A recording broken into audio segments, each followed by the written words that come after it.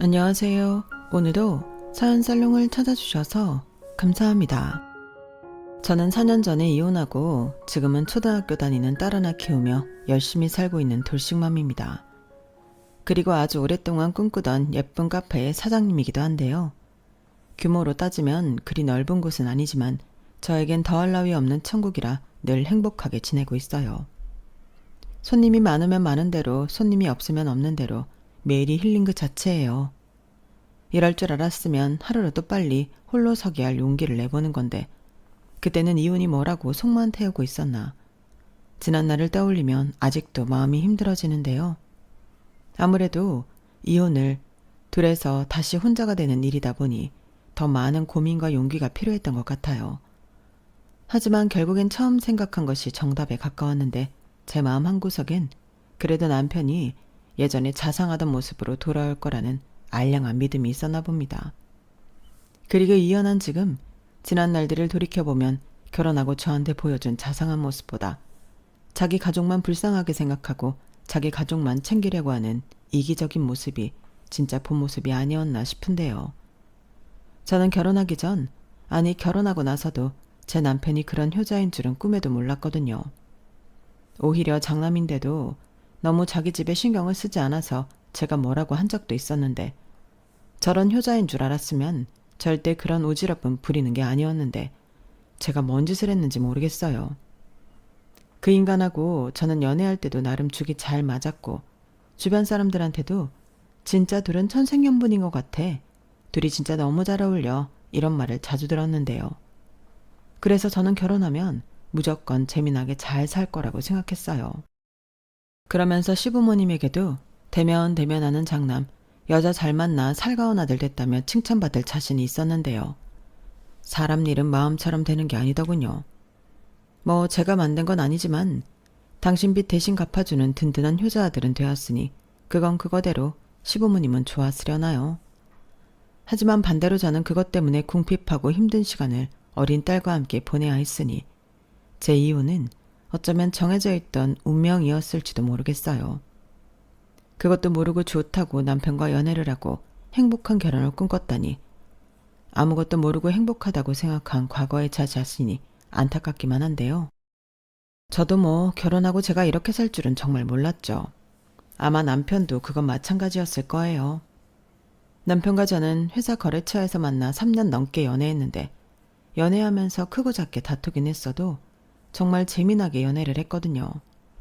둘 다 걷는 것도 좋아하고 액티비티한 것들도 좋아해서 남들 그냥 영화 보고 맛집 가는 데이트할 때 저희는 같이 등산도 하고 자전거도 타고 때론 배낭여행도 다니면서 예쁜 추억을 많이 만들었는데 그래서 저도 남편도 서로 영혼의 단짝이라도 만난 듯 좋아 지냈어요. 그리고 결혼하고 나서도 둘이 정말 재미있게 살았는데요. 문제는 저희가 결혼하고 4년 정도 지났을 때 생겨났죠. 시아버님이 갑자기 쓰러지시면서 풍이 왔거든요. 그로 인해 하시던 일도 못 하시게 되셨고 그래서 그때까지 매달 30만 원 정도 보내드렸던 용돈을 100만 원씩 보내드리게 되었어요. 그때가 하필이면 제가 임신하고 있었을 때라 그게 많이 부담스러웠거든요. 제가 다니던 회사는 겉으로는 아닌 척하지만 기혼 여성, 특히 아이가 있는 여자 직원에겐 퇴사를 권하는 곳이었는데 거부하면 대놓고 불이익을 주는 경우를 많이 봤기에 저는 퇴사 권유를 받아들인 후였어요. 그러니 수입이 맞벌이에서 외벌이로 바뀌었는데 시부모님에게 드려야 하는 돈은 거꾸로 늘어났으니 좀 심란했던 건 사실이었는데요. 물론 아이를 낳고 아이가 어린이집에 다닐 즈음엔 다시 일할 생각이 있긴 했지만 적어도 2, 3년은 남편 혼자 벌어야 하는데 너무 걱정스럽더라고요. 하지만 저도 차마 싫은 내색은 하지 못했어요. 시아버님이 아프고 싶으셔서 아프신 게 아니니 퇴직금과 그동안 모은 적금으로 잘 버텨보자고 생각했는데 참 불행은 한꺼번에 온다고 제가 아이를 출산하고 머지않아 시어머니가 사기를 당한 걸 알게 됐어요. 아니 나는 그렇게 하면 돈을 벌 수 있다고 해서 니들한테 짐되지 않으려고 그랬지. 그게 사기일 줄은 정말 몰랐어. 미안하다. 이를 어쩌면 좋으니. 아휴. 어머니, 그게 무슨 말씀이세요? 사기라뇨? 그게 누가 그러더라고. 요즘은 다 주식인지 뭔지 해서 대박이 난다면서 자기가 시키는 대로만 하면 몇십 배는 돈을 벌 수 있다고 하는 거야. 그래서 여기저기 돈을 빌려주다가 주식인지 뭔지를 했어. 네? 어머님이 주식을 하셨다고요? 직접이요? 아니, 내가 뭘 아는 게 있어야 직접 하지. 그냥 돈만 주면 대신 해준다고 그래서 내가 잘 아는 집 여자도 그걸로 돈을 1억 가까이 벌었다고 하니 나도 정말인가 하고 혹해서. 저는 시어머니의 폭탄 같은 돈 사고 소식에 가슴 철렁하고 내려앉았어요. 그리고 그게 거의 시아버님이 풍을 맞을 때부터 시작을 하셨던 것 같은데 여기저기 돈을 빌리고 심지어 사금융에까지 손을 대셔서 2억 3천이라는 빚을 만드셨어요. 대다수 빚지는 사람들이 그렇듯 나중엔 빚으로 빚을 갚다가 있는 거 다 날리고 빚만 떠안는 지경에 이르렀다고 하시는데 눈앞이 캄캄하더라고요. 저희 부부한테 말하신들 저희라고 뭐 뾰족한 수가 있는 건 아니니까요. 그런데 시어머니는 이제는 당신 힘으로 해결할 수가 없다며 저희한테 그 빚을 대신 갚아달라고 하셨고 그때부터 남편이 굉장히 힘들어했어요. 남편한테는 3살, 5살 아래의 여동생이 있었는데 신우들은 모두 시집을 가서 자기네들은 도와줄 수 없다고 철벽을 쳤었거든요. 그러니 남편은 혼자 이 모든 상황을 감당해야 했는데 대충 계산을 해보니 시댁에 200에서 250은 들어가게 생겼더라고요. 그 정도 금액이면 제가 나가서 벌던 월급이랑도 맞먹는 거였는데 솔직히 그때는 돈 사고치고 저희한테 떠넘기는 시어머니가 원망스러웠어요.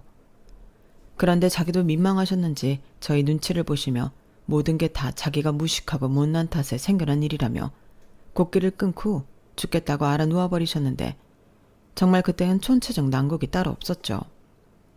시어머니가 그렇게 알아 누우시면 거동도 제대로 하지 못하는 시아버님을 돌봐줄 사람은 아무도 없었거든요. 그렇다고 돈을 들여 사람을 쓸 수도 없고 저희로서는 미치고 팔딱 뛸 노릇이었는데요. 게다가 저는 아이를 낳은 지 얼마 되지도 않은 상태였기 때문에 시댁에 들락날락 할 수 있는 상황도 아니었기에 남편이 매일 한숨을 쉬며 불면증에 시달렸어요. 그리고 그때까지는 저도 남편을 생각하는 마음이 컸기에 그런 남편이 안쓰럽게만 보였는데요. 그래서 치열한 고민 끝에 그동안 가지고 있던 퇴직금과 적금을 모두 내놓았어요. 그러자 남편은 고맙고 미안하다며 굵은 눈물방울을 뚝뚝 흘렸는데 저는 그렇게 해서라도 이 상황을 같이 극복하고 싶었어요. 제 부모는 아니지만 힘든 짐을 남편한테만 지어주는 게 싫었으니까요. 거기에 저는 갓난아기 때문에 일을 하지 못했기 때문에 나름 남편한테 미안한 마음도 컸었는데요. 그들은 스스로 시부모님도 내 가족이고 사랑하는 남편을 위한 일이니 당연히 그렇게 할 수 있다고 생각하려 노력했었죠. 그리고 남편이 이런 저한테 고마워하며 훗날 보답해 줄 거라고 은근 기대했는데요. 그건 제 착각이었어요. 억울하게도 고마운 건 그리 오래가지 않더라고요. 오히려 남편은 남편대로 저는 저대로 돈이 없어 힘드니까 나중엔 둘 다 예민해져서 작은 일에도 다투는 일이 많아졌는데 차라리 그 돈을 남편한테 주지 않고 제가 갖고 있었더라면 오히려 낫지 않았을까 후회가 됐어요. 하지만 후회한들 이미 돈은 없어져 버렸고 다른 건 몰라도 아이한테 무언가 제대로 해줄 수 있는 게 없는 엄마로서 너무 괴로웠는데요. 엄마 마음이 그렇잖아요. 내 애한테는 뭐든 제일 좋은 걸 해주고 싶은데 제일 좋은 건 고사하고 제일 싼 것도 해줄 수 있는 형편이 못 되니 큰맘 먹고 한 일이 결국엔 후회로 돌아왔어요. 그리고 이런 재석도 모르는 남편은 아무것도 모르면서 아이 키우는데 돈이 많이 들어가는 건 전부 부모 욕심 때문이라며 자기는 그런 사람들이 한심하다고 하는데 저는 저렇게 현실성 없고 무책임한 말을 하는 남편이 한심해 보였어요. 자기 부모 챙기는 일엔 그렇게 열과 성을 다하면서 자기 자식 챙기는 일에는 저렇게 무관심할 수 있나. 나중엔 화가 나더라고요. 그래도 다행히 나라에서 주는 육아수당이 있어서 급한 건 그거대로 해결할 수 있었지만 그걸로 애를 온전히 키우는 건 역부족이었죠. 하지만 남편은 나중엔 그 육아수당도 아까워했는데요. 그 돈도 시부모님 들여서 조금이라도 더 빨리 빚을 갚고 싶다고 하더군요. 말도 안 되는 일이죠. 그래서 저는 절대 그럴 수 없다고 통장을 꽁꽁 숨겨버렸어요. 애기 앞으로 나오는 돈인데 그 돈까지 시부모님한테 들어가게 될 수는 없잖아요. 그리고 어떻게 자기 딸한테 나오는 수당까지 탐을 낼 수 있냐고. 남편이랑 정말 대판 싸웠는데 어찌나 서럽던지. 자상하고 저한테 잘했던 그 남자는 어디로 갔나 너무 힘들어서 매일 울었어요. 아마도 그때는 먹고 사는 일이 바빠 인지하지 못했지만 산후 우울증도 있었던 것 같았는데 남편은 자기 부모 도울 생각에 힘들어하는 자기 마누라는 보이지 않는 것 같았어요. 그러면서 세상에서 자기랑 자기 부모가 제일 불쌍하다고 생각하는지 집에 오면 저를 돕거나 아이 볼 생각도 하지 않고 술만 먹었는데요. 어느 여자가 그 꼬라지를 좋게 보나요? 그러니 저와 다투는 날은 점점 많아졌죠. 저도 잠도 거의 못 자고 제때 먹지도 못하고 있는 실정이라 예민하고 짜증이 극에 달아 있었거든요. 그래도 마음 한편에서는 그럼에도 불구하고 힘든 남편을 이해하려고 노력도 많이 했는데 지금 생각해보면 내가 왜 그런 쓸데없는 노력을 했을까? 후회가 밀려오네요. 저는 나름 힘들어도 남편과 잘 지내고 싶었어요. 그게 가정을 지키는 거라고 생각했거든요. 그런데 남편은 그런 제 속도 모르고 저더러 애만 본다고 자기랑 시댁에 무신경하다며 불만을 표시했는데 그때는 저도 너무 억울하고 화가 나더군요. 그래서 그럼 나더러 갓난 애기를 두고 뭘 어쩌라는 거냐며 미친 듯이 따졌죠. 그러자 남편은 그런 제 모습에 놀랐는지 잠시 주춤했고 답답하니까 더는 아무 말하지 말자며 입을 꾹 닫아버렸는데 어느 달부터는 저한테 말도 하지 않고 생활비도 주지 않더라고요. 처음엔 좀 늦어지는 건가 해서 기다렸는데 결국 저는 또 돈 때문에 폭발하고 말았어요. 여보, 이번 달도 생활비 안 들어왔는데 나더러 어떻게 살라는 거야? 생활비? 아, 그거? 일단 육아수당 들어오는 거 있잖아. 그걸로 좀 버텨봐. 내가 공과금이랑 보험은 밀리지 않게 하고 있으니 걱정하지 말고 그냥 우리 쓰는 것만 그걸로 해결하자. 뭐? 애기 앞으로 나오는 수당이 얼마나 된다고 그런 말을 해. 그걸로는 우리 세 식구 못 살아. 왜 못 살아? 나는 집에서 거의 밥도 안 먹는데 자기가 좀 줄이면 되지. 이 이상 줄일 게 뭐가 있어. 아니, 애는 뭐 거저 키워? 육아수당이 왜 나오는 건데. 분유랑 기저귀 사면 끝이야. 무슨 그걸로 끝이야. 그리고 나도 진작부터 얘기하고 싶었는데 돈이 아까워서가 아니라 왜 애기한테 분유 먹여? 원래 모유가 더 좋은 거 아니야? 그리고 기저귀도 그래. 일회용 기저귀가 편하긴 하겠지만 그거 피부에 안 좋은 거잖아. 게다가 환경에도 안 좋은 거고. 그냥 옛날 스타일로 청기저귀 써. 그럼 분유랑 기저귀 해결되네. 지금 뭐라는 거니? 그럼 그 기저귀는 누가 빨아? 자기가 퇴근하고 밤마다 애기 똥기저귀 삶아서 빨아줄 거야? 그리고 나 모유 먹이고 싶어. 근데 거의 안 나와서 분유 먹이는 거야. 내가 왜 모유가 잘 안 나오는 줄 알아? 엄마가 잘 먹어야 모유도 잘 나오는 건데 자기가 뭐 그런 거엔 신경이 났어? 에이, 그건 아니지. 지금 애기 낳고 몇 킬로가 쪘는데 그런 말을 해. 누가 들으면 내가 자기 쫄쫄 굶기는 줄 알겠다. 전에 TV에서 봤는데 애기한테 모유 먹이는 게 다이어트에도 좋대. 그리고 애기 낮잠 잘 때 그때 기저귀 빨면 되지. 자기가 좀 부지런하면 될 일을 왜 자꾸 돈으로 해결하려고 들어. 자기 집에서 놀잖아. 저는 남편의 말에 이성의 끈이 끊어졌어요. 제가 집에서 놀다니. 여태 그렇게 생각했냐고 그날은 정말 미친 사람처럼 난리를 쳤네요. 그러자 남편은 저한테 애기 낳고 이상해졌다고 하면서 자기 힘드니까 건드리지 말라고 도리어 집을 나가버렸는데 원래 남편이 화가 나면 집을 나가는 버릇이 있었거든요. 그리고 하루가 지나면 언제 그랬냐는 듯 아무렇지 않게 집에 돌아오곤 했는데 어디에 가는지 궁금해 물어보니 찜질방이나 PC방에 간다고 하는데 무슨 사춘기 애도 아니고 저런 걸 남편이라고 믿고 사는 제가 한심하게 느껴졌어요. 그래서 남편한테 기대하기보다 저 스스로 살궁리를 하는 게 빠를 것 같다는 생각을 하게 되었고 우선 급한 대로 집에서 부업 같은 걸 하면서 푼돈이라도 벌려고 했는데요. 지금도 그때를 생각하면 눈물이 날 지경이에요. 혼자 애보랴 부업하랴 애기가 예민해서 밤새 잠도 제대로 자지 못하고 고생하는 날이 대부분이었는데 이런 제가 고생하는 건 전혀 보려고 하지 않는 남편을 보니 점점 정이 떨어졌어요. 남편이 미우면 밥 먹는 꼬라지도 보기 싫다고 하던데 그 말이 딱 맞더라고요. 그리고 그 뒤부터는 남편이 그렇게 믿기만 보였는데요. 아니 이렇게 육아에 나 몰라라 할 거면 저더러 아이는 갖지 말자고 했어야 하는 거 아닌가요? 남자들이 다 그런 건 아니겠지만 남편은 애는 혼자서 알아서 크는 줄 아는 이상한 사람이었어요. 왜 어르신들이 그러시잖아요. 애는 지 밥그릇을 가지고 태어난다고.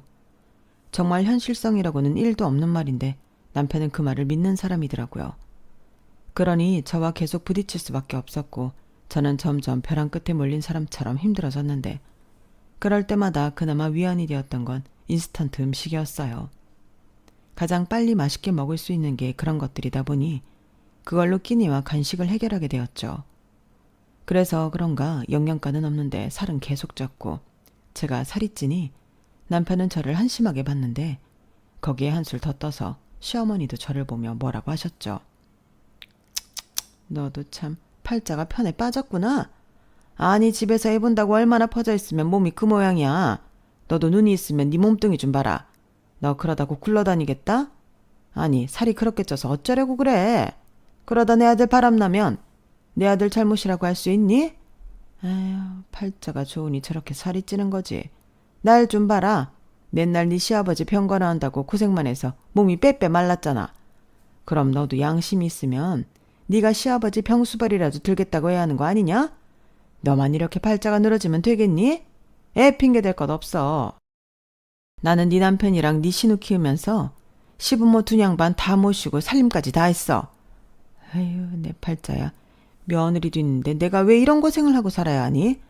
아유 차라리 죽는 게 낫지. 저는요 저 말을 듣는데 너무 어이가 없어서 웃음이 나왔어요. 사람이 너무 화가 나면 웃음이 난다는 걸 그때 처음 알았죠. 그리고 저는 양심이 있으면 좀 찔리라고 아무 말도 하지 않고 시어머니를 빤히 쳐다봤는데요. 분명 시어머니가 그러셨거든요. 당신이 돈 사고치고 그걸 저희 부부가 대신 해결하게 되자 저한테 나오지도 않는 눈물까지 쥐어짜시며 미안하다고.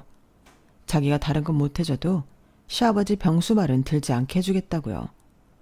물론 그 말을 믿고 나몰라라 할 생각은 아니었지만 상황이 상황인지라 저도 거기까지는 신경을 쓸 수 없었어요.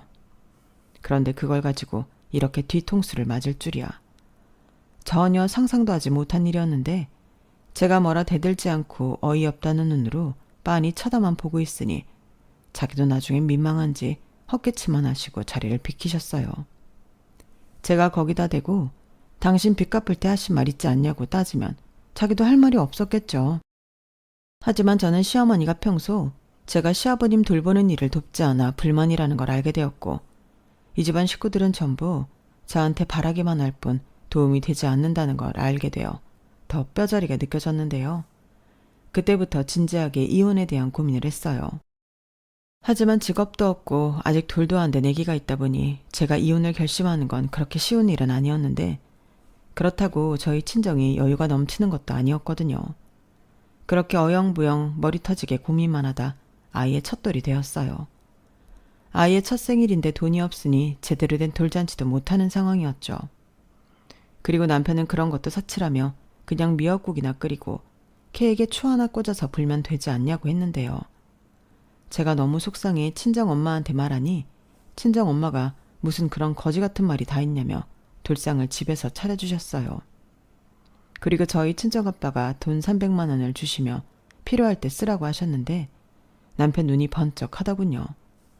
그래서 제가 잽싸게 그 돈을 가방에 숨겼는데 나중에 집에 올 때 남편이 기분 나빴다며 불만을 이야기했어요. 자기가 무슨 그 돈을 탐내는 사람처럼 그렇게 숨기냐고 장인 장모님한테 자기를 뭐라고 생각하시겠냐고 따지는데 제가 말했죠. 서운해도 어쩔 수 없다고요. 내가 오죽하면 그래? 나 자기한테 생활비 언제 받았는지 기억도 안 나. 그리고 우리 엄마 아빠 아니었음 우리 딸 돌상도 못 차려주고 넘어갈 판이었는데 내가 안 그러게 생겼어? 그래. 내가 아주 못난 남편이 죽일 놈이다. 됐냐? 내가 중간에서 얼마나 힘든지도 모르면서. 자기는 뭐 내가 힘든 거 신경이나 써? 각자 힘든 건 각자 알아서 해. 너 진짜 말 기분 나쁘게 한다. 각자? 우리가 각자야? 그리고 당신이 돈 생겨서 하는 말이 아닌데 나 이번에 카드값이 진짜 많이 나왔어. 아버지 모시고 병원 검사를 좀 했는데 그게 많이 비쌌거든. 우선 카드값은 밀리면 안 되니까 그 돈 내가 먼저 쓰자. 다음 달에 월급 받으면 그때 줄게. 훅 키고 있어. 됐어. 시댁에 매달 드리는 돈 빼면 얼마나 남는다고 그 말을 믿어? 그리고 그럴 돈 있으면 생활비부터 줘야 하는 거 아니야? 저는 아이 첫 생일이라는 것도 있고 마치 불붙은 나무처럼 그렇게 차에서 남편과 대판 싸웠어요. 그리고 그 돈은 주지 않았는데요.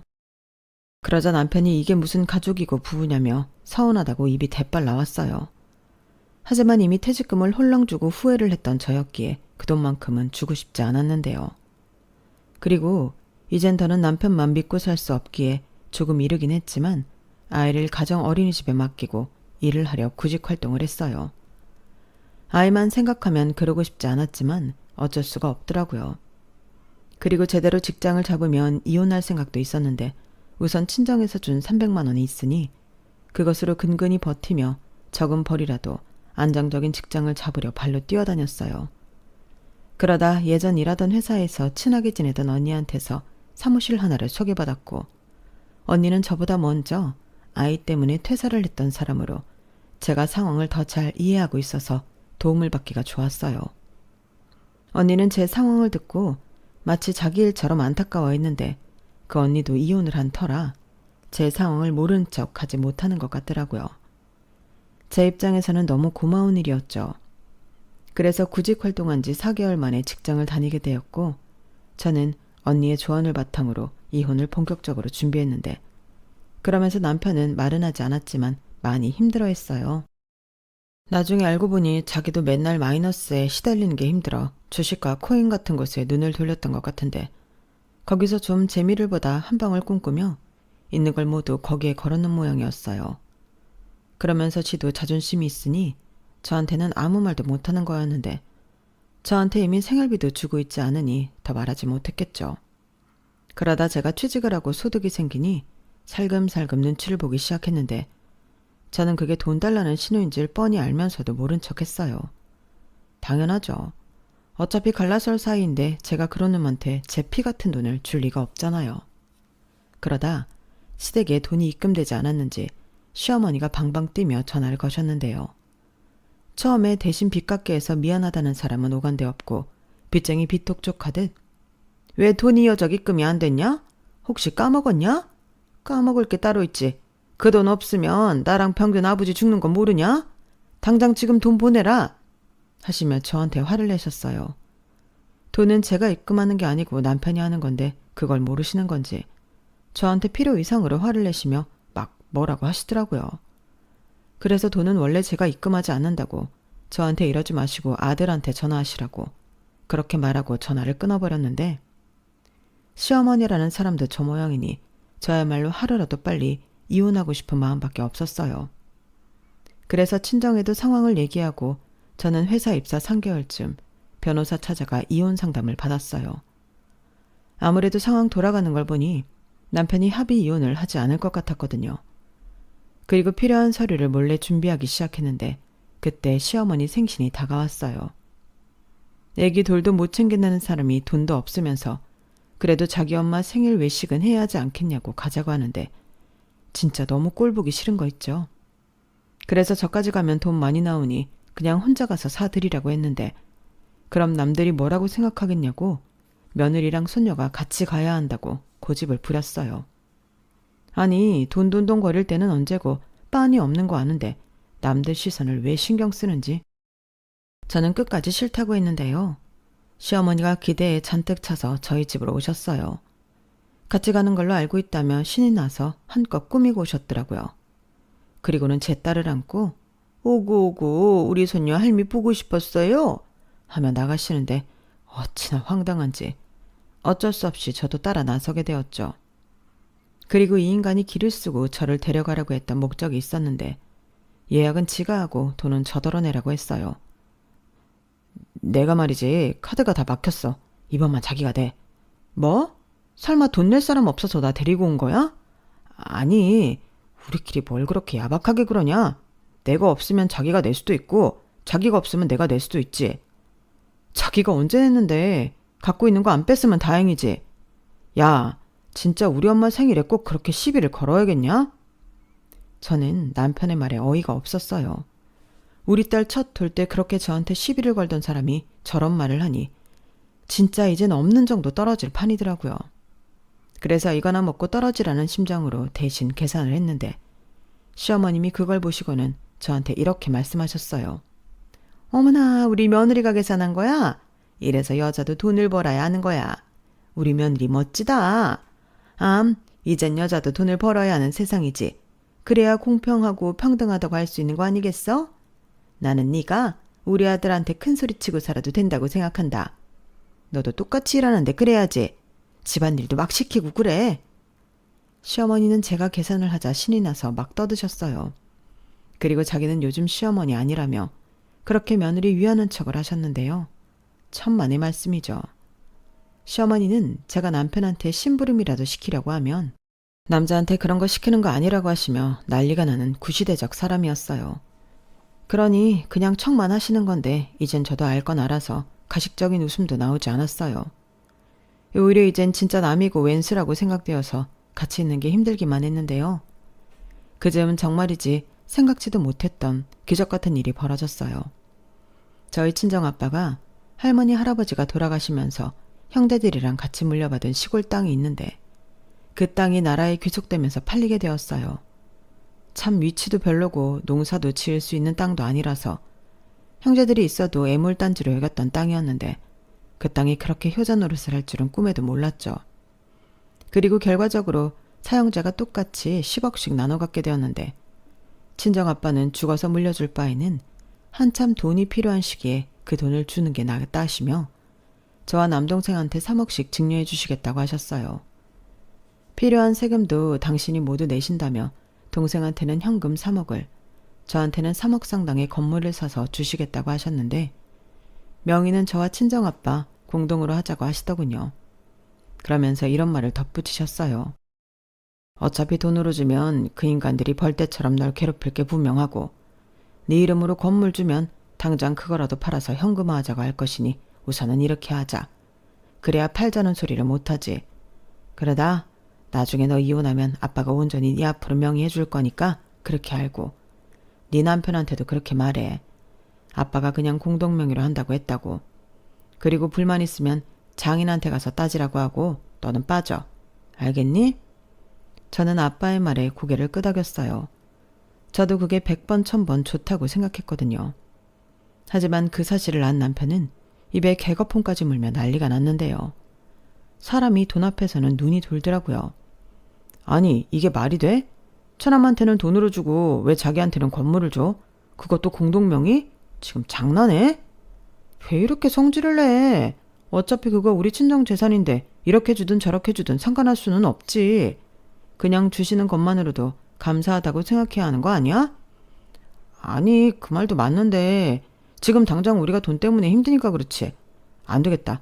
내가 장인어른 찾아뵙고 말을 해야겠어. 굳이 지금 건물을 왜 사? 남편은 마치 자기 앞에 돈이 생긴 것처럼 눈을 뒤집고 흥분했어요. 저런 걸 남편이라고 환희부를 덮었다고 생각하니 토가 쏠리더라고요. 한때는 영혼의 단짝이라고 생각했는데 원수도 저런 원수가 없었어요. 그리고 그 소식은 빠르게 시어머니한테도 들어갔는데요.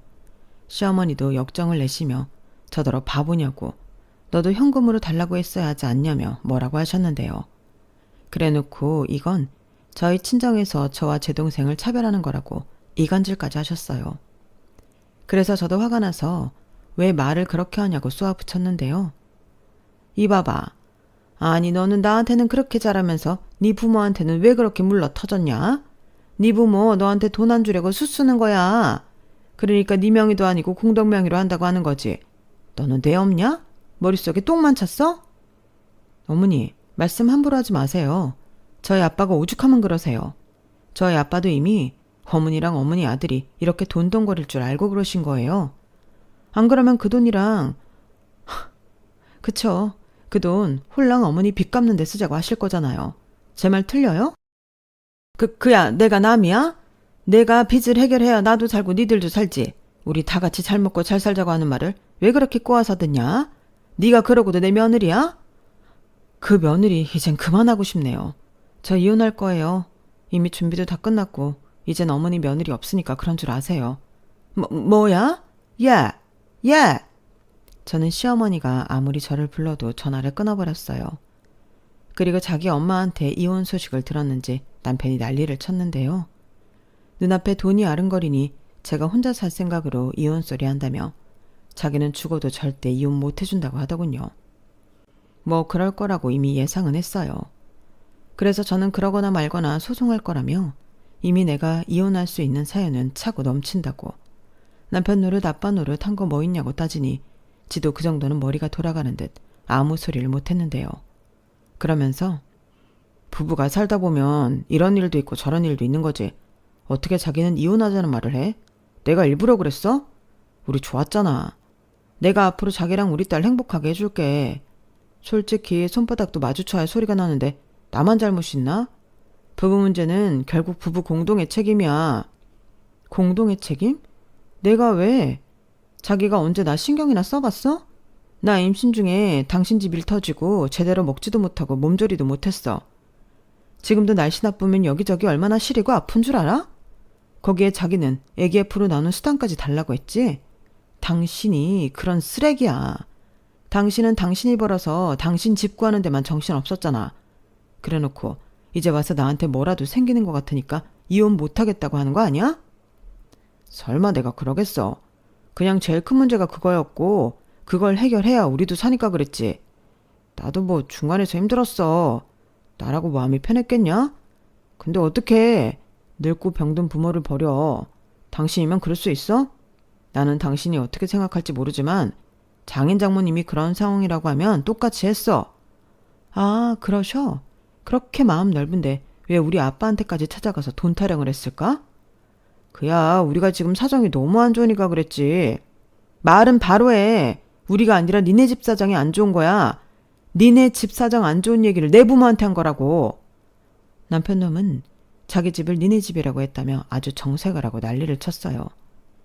지금까지 자기랑 자기 집을 남이랑 남의 집이라고 생각했냐며 그게 그렇게 아깝냐고 저를 피도 눈물도 없는 사람 취급하는데 나중엔 니 돈 내 돈 어디냐고 부부면 모두 공동재산이라고 말 같지도 않은 소리를 하더군요. 그래서 저도 호기롭게 말했어요. 알겠어. 그럼 당신이랑 이혼 안 하고 대신 친정에서 준다는 거 아무것도 안 받을게. 그럼 됐지? 우리 일이니까 우리끼리 알아서 하자. 제가 이렇게 말하니 이 남편은 답답해 죽겠다는 얼굴을 하고 저한테 너 바보지? 머리가 안 돌아? 준다는 걸 왜 안 받아? 그 돈이면 우리 행복할 일만 남았어. 1억 5천은 우리 집 빚 갚고 5천 정도는 내 빚 갚으면 그러고도 1억이 남는데 그럼 우리 그 돈 가지고 편하게 살지. 집도 사고. 뭐라고? 그 돈으로 니네 부모 빚을 갚자고? 그것도 반절이나? 우리 부모가 주는 돈을? 뭘 그렇게 따져. 어차피 그 돈이 그 돈이지. 됐어. 그러니까 나는 싫다고. 우리 아빠도 니네 집 빚 갚는 데 쓸까봐 건물 내 걸로 온전히 앞으로 안 해주는 거야. 그렇게 따지면 나는 당신 때문에 건물도 제대로 못 받는데 억울해야 하는 거 아니야? 내 말이 그니까 자기도 당당하게 그냥 달라고 해. 이왕이면 현금으로. 됐어. 누구 좋으라고. 그러니까 나는 너랑 안 산다고. 니네 집이랑 빠이빠이 하고 싶다고. 저는 남편한테 시원하게 이혼 신청서 날렸어요. 사실 저 인간이 찢어버릴까 생각해서 무려 똑같은 걸 10장이나 만들어놨는데 한 5, 6장 찢더니 지도 어이가 없는지 나중엔 그냥 이혼하자고 하더군요. 그런데 절대 순순하게 이혼은 못 해준다며 위자료 타령을 했는데요. 나는 이혼을 하고 싶지 않지만 네가 해달라고 해서 하는 거야. 그니까 나는 당하는 입장이라고. 나한테 위자료 줘야 하는 거 알지? 각오해. 내가 아주 탈탈 털어줄 테니까. 각오는 네가 해야지. 탈탈 털어? 네가 무슨 자격으로? 나는 이미 변호사까지 선임했어. 네가 유책 배우자라는 증거는 차고도 넘치고. 변호사도 그러더라. 이 이혼은 무조건 내가 이긴다고. 그니까 너도 변호사 사서 해봐. 저는 그렇게 말하고 짐을 쌌어요. 그러자 그 인간 얼굴이 사색이 되어서 망부석이 되었는데 지도 알았겠죠. 자기가 저한테 한 짓들이 있으니 상황이 불리하다는 걸요. 그리고 저는 친정으로 간 뒤 바로 이혼 소장 날렸고 소장을 받은 남편 놈은 완전 저자살로 무조건 잘못했다고 싹싹 빌기 시작했는데요. 그 꼬라지를 보니 속이 어찌나 시원하든지 이 맛을 보려고 그렇게 힘들게 살았나 싶은 생각도 들었어요. 그리고 발등에 불 떨어진 건 그놈뿐만이 아니어서 시어머니까지 저를 찾아와 애걸복걸하셨는데 자꾸 이렇게 찾아와 사람 괴롭히면 당신 아들한테 위자료 더 뜯어낼 거라고 한 소리 하니 바로 꼬랑지 내리고 나타나지 않으시더라고요. 다만 문자로 이혼만은 하지 말라며 자기가 앞으로 평생 저한테 잘하겠다고 하는데 저는 믿지 않았어요. 정말 누굴 바보로 하는 건지 자기들 바닥을 이미 저한테 다 보여줘 놓고 이런 문자가 통할 거라고 생각했다는 게 더 기분 나빴어요.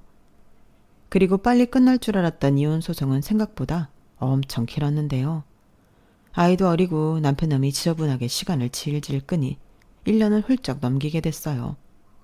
하지만 이미 제가 노력하지 않아도 증거가 너무 빼박이라 결과는 달라지지 않았고 위자료도 최대한으로 끌어모아 2천만 원 받게 되었는데요. 혼인기간이 길지 않아서 그게 최대라고 하더군요. 변호사님 말로는 이렇게 많이 받은 경우도 잘 없다며 억울해도 이해하라고 했어요. 대신 양육권은 제가 가지고 왔고 월 80만 원씩 양육비를 받도록 판결이 나와 그걸로 위안을 삼아야 했는데요.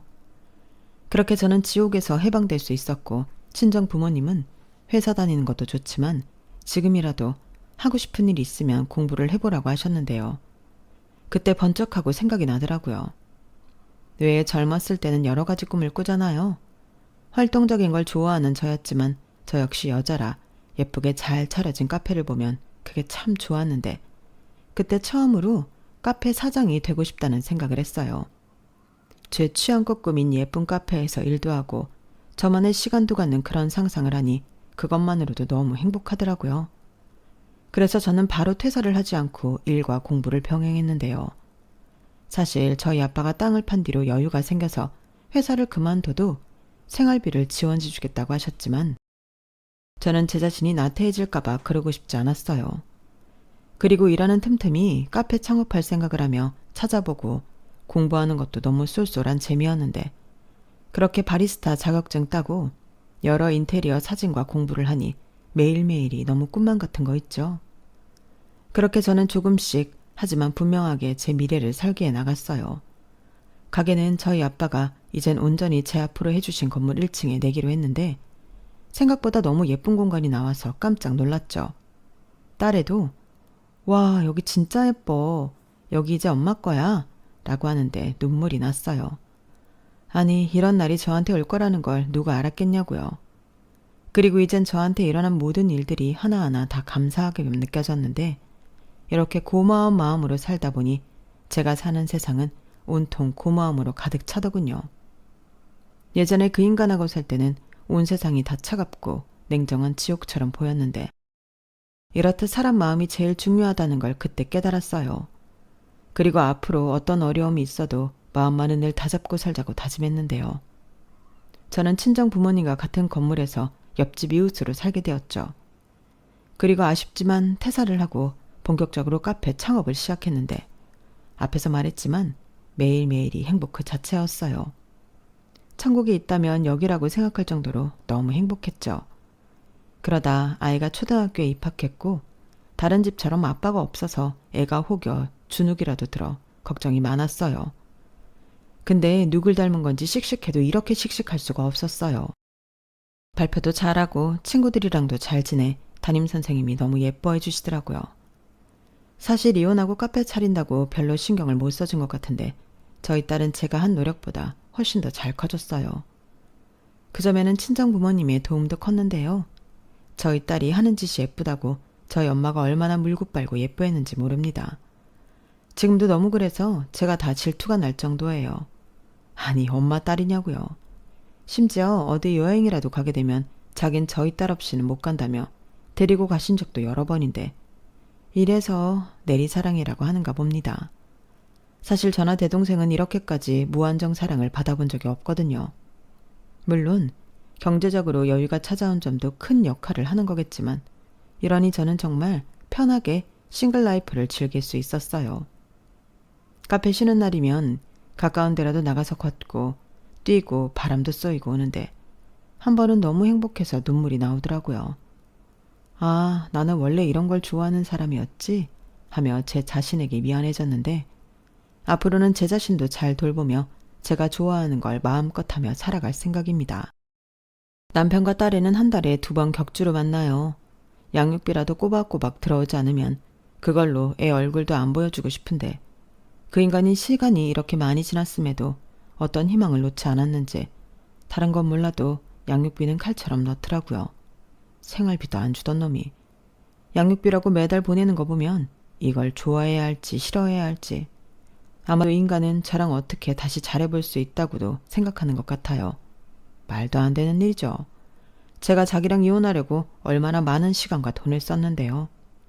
그런 의미에서라도 하루빨리 더 좋은 인연을 만나고 싶은데 이것도 겁이 생겨서 쉽지가 않네요. 전 남편도 처음엔 엄청 좋은 사람이라며 좋아했잖아요.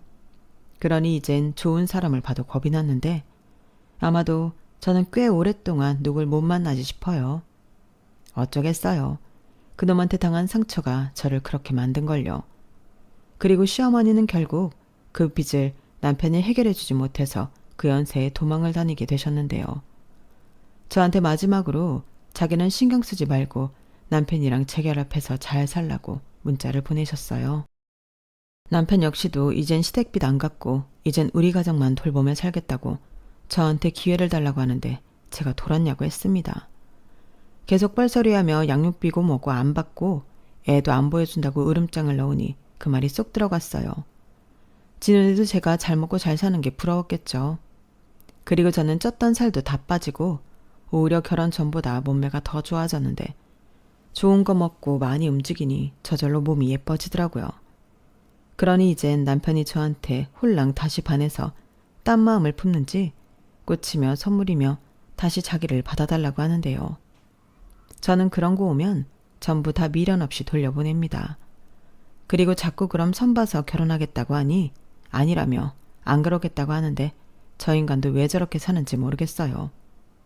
주변에서 잘 모르는 사람들은 저한테 깨소금이니 즐기라고 하는데 저는 사실 그러기도 싫더라고요.